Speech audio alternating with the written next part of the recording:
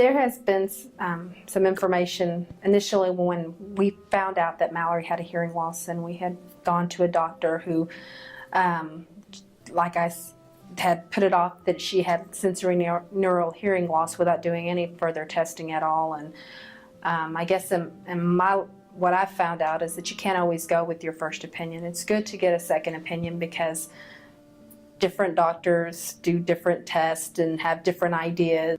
There's no one answer for hearing loss. If you have a child who's born with a birth defect of some sort, there tends to be, well, this is how we fix it. There's no fix for hearing loss. There's not necessarily even something wrong with having hearing loss.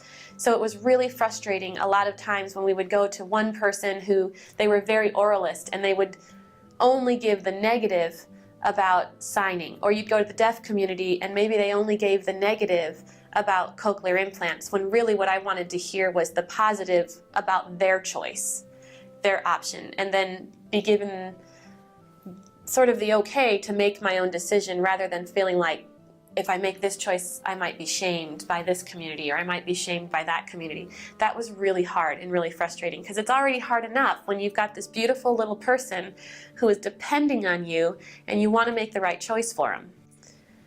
The most specific example I can have is when the oralist teacher sat me down and said, if you sign with that child, he will never speak. And in my mind, I'm going, okay, but speech is just a means of communication. I don't care if I have to stand on my head and click 3 times for him to understand. I want him to communicate. Speech can come later. And it took me back when I heard somebody say he's never going to speak. He's going to be rejected by the rest of society because this is a speaking society.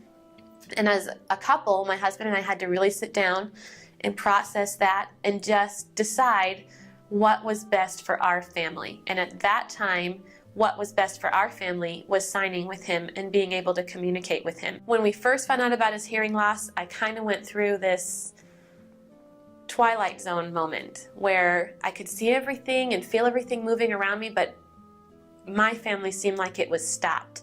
And we were going through this, why me? And oh my gosh, what are we going to do? And we're not qualified to raise this child. And now I look at it and I think, thank God we had a hearing impaired child. Thank goodness he came to our family because we are so much stronger because of it.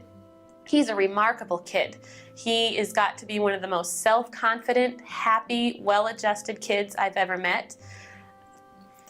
Now I look back and I think, oh, where can I get another one?